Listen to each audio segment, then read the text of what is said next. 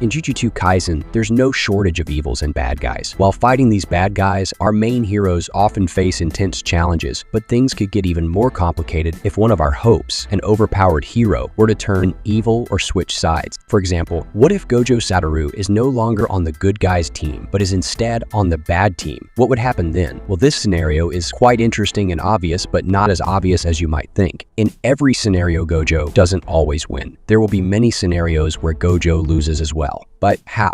Well, just imagining Gojo as a villain or an evil character gives goosebumps. If not now, eventually it will. Anyway, before we dive into the scenarios and start this video, I'd like you to subscribe to this channel and share your scenario in the comment section below. What do you think would happen if Gojo Satoru turned evil? Well, without wasting any more time, let's begin this video. Okay, so scenario number 1. In this scenario, Gojo and Geto switch positions, meaning where Geto was, Gojo is now. For example, if Toji had killed Geto and Gojo took everything to heart. If you remember, Gojo once asked, "Why do we protect humans?" To which Geto gave a well-thought-out response. But what if instead of Geto going into depression, Gojo did? And Gojo started thinking that he would no longer protect humans, and to eliminate cursed energy from the world, he would start killing every human being. Just like Geto once said, "Gojo, if you want, you can effortlessly complete my mission, the one I am struggling with." If this happens and Gojo and Geto switch positions, Geto would be on the good team, while Gojo would be killing all humans. He wouldn't care about buildings or cities. He'd just kill every Jujutsu sorcerer or human. He wouldn't need a proper plan or people. Ultimately, Geto and Gojo would clash, and definitely in this situation, Geto would lose. Most likely, Panda, Maki, and Yuji would all die. Yuta's role could have been different here. Maybe Jujutsu High would summon or hire Yuta to stop Gojo, but Yuta would probably never side with Gojo. Ultimately, after Geto's death, Kenjaku would possess Geto's body and achieve his goal during the culling game, completing his mission. In the end, Kenjaku would pit Sukuna against Gojo, and Sukuna would kill Gojo. Sounds simple, right? Well, scenario 2 could be a little different. In scenario 2, what if both Gojo and Geto turn evil? What would happen? In this scenario, Geto doesn't die, so Kenjaku doesn't get Geto's body. Without Geto's body, Kenjaku wouldn't be able to absorb Mahito or use Uzumaki to break the barrier. That means Kenjaku's plan would ultimately flop. But for those thinking, what nonsense is this? I don't even know these things. Hold on.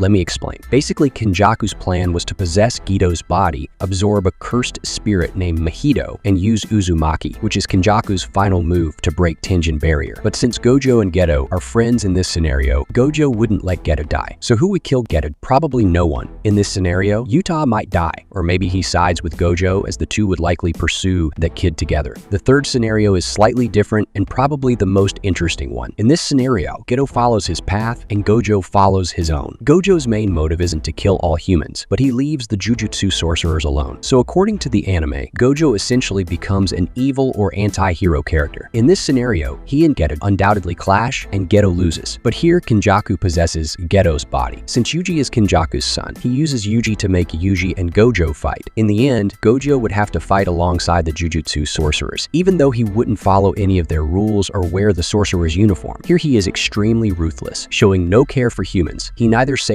them nor spares them. For him, anyone who crosses his path is like an ant. Ultimately, in every scenario, what we see is that if Gojo doesn't become good, or if even 1% of his humanity falters, Gojo could actually be a very dangerous man. He can do anything he wants. He could even change the entire map of the world. Ultimately, his sealing would be necessary, as it was because if he hadn't been sealed, destruction would have been inevitable. Well, guys, let me know in the comments section what you think would happen if Gojo turned evil. How do you think Jujutsu Kaisen would change? Please share your thoughts in the comments. And yes, if you like this video, make sure to give it a thumbs up. I'll see you in another video. Until then, good luck.